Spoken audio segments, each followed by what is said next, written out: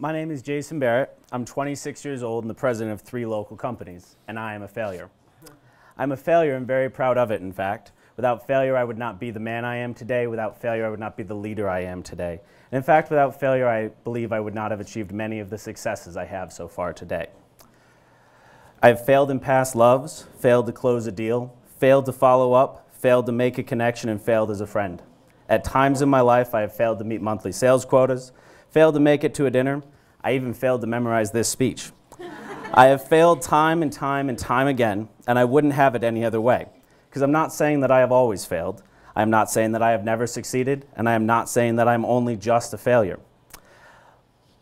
Actually, I think life has worked out rather well. I came up through the ranks of Capitol Hill in a Fortune 500 company. I can speak with confidence and poise, whether it's with a congressman, a senator, or a CEO, and yet I still tell you that I am a failure. I attended George Washington University's professional MBA program, working 60 hours a week, renovating my own home, and pursuing my true passions in my spare time. Failure is often defined as the state or condition of not meeting a desirable or intended objective, and may be viewed as the opposite of success. But in fact, I have often found that failure is simply the stepping stone to future successes, an integral part of the learning process. Additionally, I have found that accepting the idea of failure frees the mind and the soul to focus on the task at hand. How does it do that, you ask? Well, picture this. You have a steady job with a good career, a bright future, a house, car payment, all the things the American dream is built on. But you're struggling with the day-to-day monotony and unsatisfied with the direction your life is headed. You have an idea for a business or a project, but you might lose that job if you try. You might lose that house, that 401k. You seize up, your fear grips your soul, and that dream you have withers on the vine because you're too afraid of failure. I've had the great fortune to imagine failure in my life and to look at what the worst is that can happen. The worst that can happen is I sell my house, I move in with my parents, I spend all the money I have ever earned, and I have to start over. To see how well things are going for me at the moment, you need only know that my current address is in fact the house that I grew up in. And I'm looking forward to starting over, like I did that first year out of school when I lived in that crappy apartment with hand-me-down furniture, eating macaroni and cheese and peanut butter and jelly.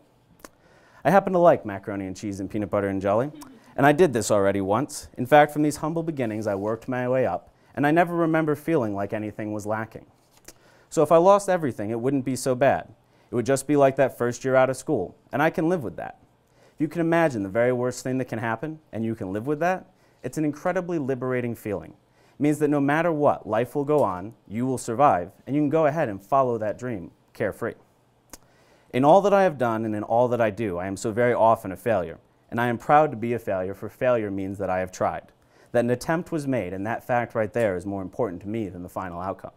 So many people play it safe and never try, but rarely have I heard from the old, the weak, or the dying complaining that they risked too much, that they tried too hard, that they wished they had played it safe and led a quiet, simple life. In fact, just this past week, I spoke to a man on this very subject. One of my companies manufactures whiskey, vodka, and gin.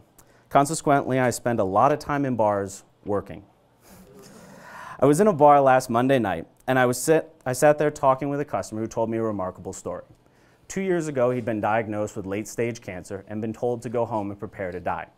He quit his job, made peace with his enemies, and did just that. Obviously, since we were sitting there talking, things worked out pretty well for him. I asked him what he was doing now that he had gone through such a traumatic experience. Did he get his job back? He kind of laughed at me and said no. Now he works with those he loves to do important things for others in this world. He follows his dream, and ultimately, as long as he is alive, that is enough for him. Why should it take such a brush with death to be freed from the stress of failing?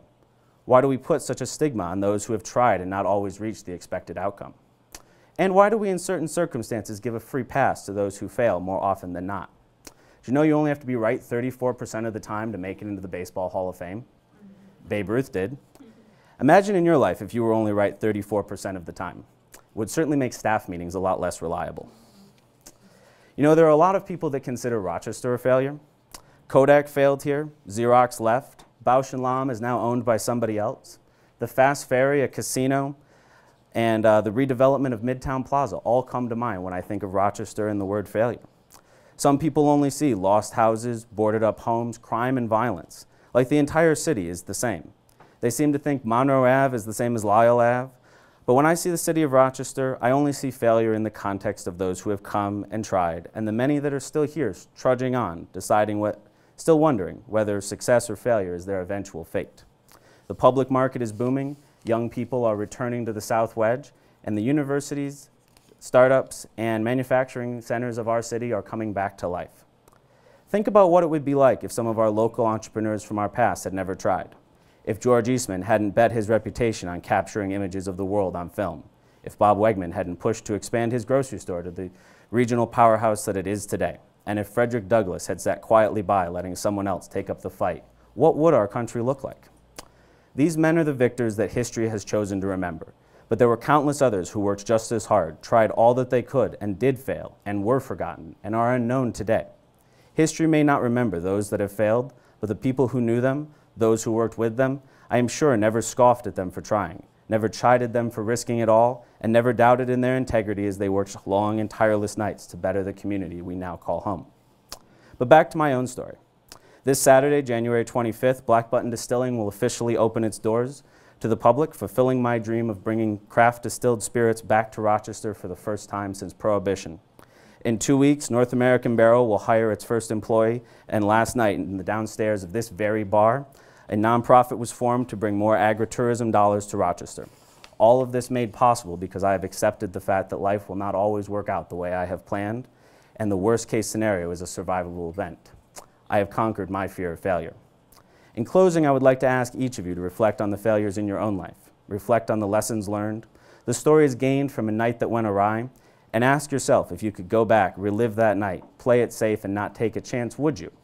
Or was the risk of failure, or even failure itself, not in fact some of the very highlights of your life until this point?